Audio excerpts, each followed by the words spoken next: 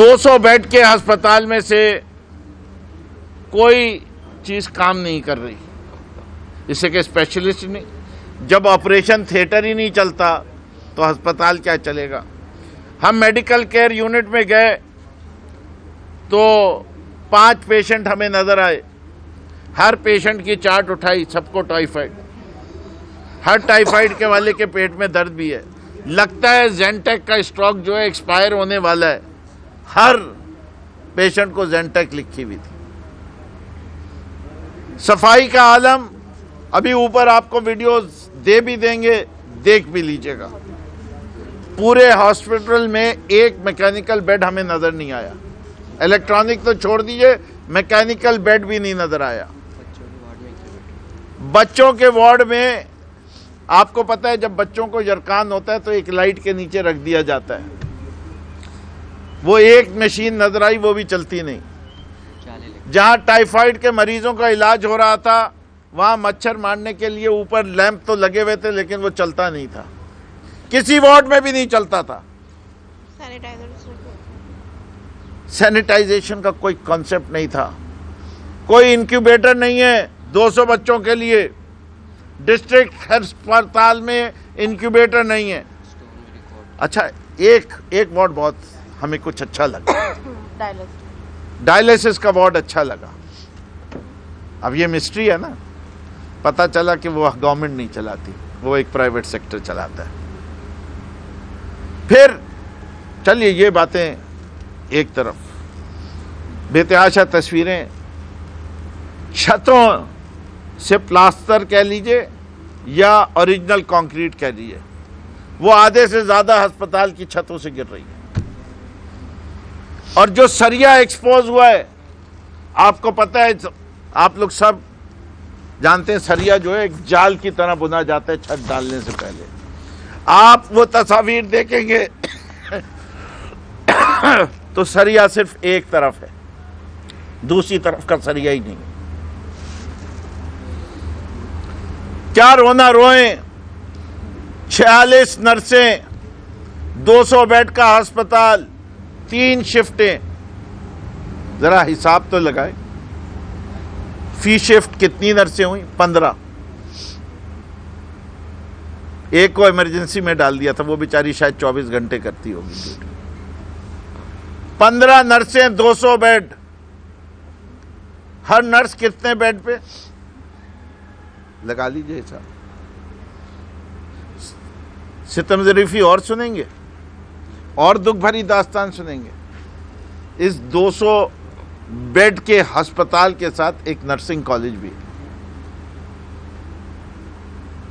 Trainee nurses, असल nurse तो है ही नहीं। क्या काम चल रहा है। डिस्ट्रिक्ट हेडक्वार्टर अस्पताल रन बाय पापा बाजी। पापा की बाजी चलाती हैं, बाजा बज गया। बाजी ने बाजा बजा दिया अस्पतालों का सिंध के। तकरीर बड़ी अच्छी करती हैं, लगता है सच भी बोलती हैं। असेंबली में 2 दफा तो इस खादिम ने भी उनकी खड़े होकर तारीफ की कि बाजी जवाब अच्छे देती हैं, लेकिन बाजी लगता है दफ्तर में बैठती हैं। बाजी को पेट्रोल का खर्चा हम देंगे, गाड़ी नहीं मिली तो ड्राइवर भी खुद बनेंगे, ऑफर हमारा लें, बगैर बताए सिंध के अस्पतालों में चलते हैं। अब तक तो मैं 4 में हो आया हूं, किसी एक से मैं फेयर की रिपोर्ट नहीं दे सकता। बैड या वर्स कंडीशंस में अस्पताल नजर आ रहे हैं। निकले, हमने कहा कि इस शहर के अंदर फायर ब्रिगेड का निज़ाम देख लें।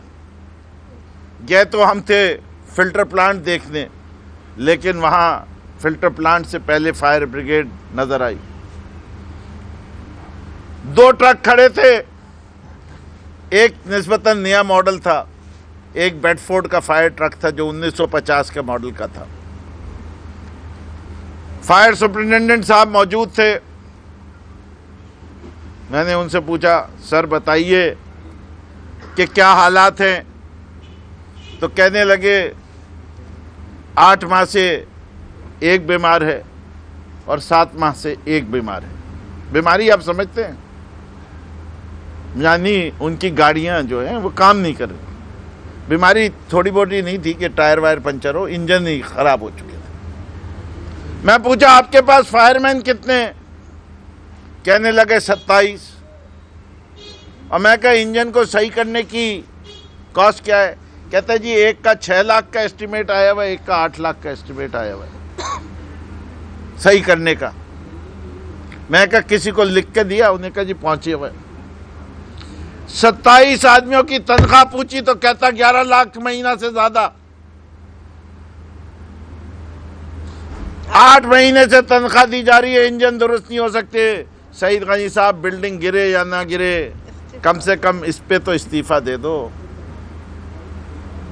सिर्फ यहां का फायर स्टेशन का ये हाल नहीं था, टंडू आदम गए, वहां के भी इंजन दोनों खराब। डिस्ट्रिक्ट का है। आप सोचें अगर कोई आग लग जाए तो बुझाएंगे कैसे? बाल्टियों से, अपनी मदद आपसे। फिर वो पानी किधर गया? आशिक ऊपर रह गया, जरा मंगवा ले पानी।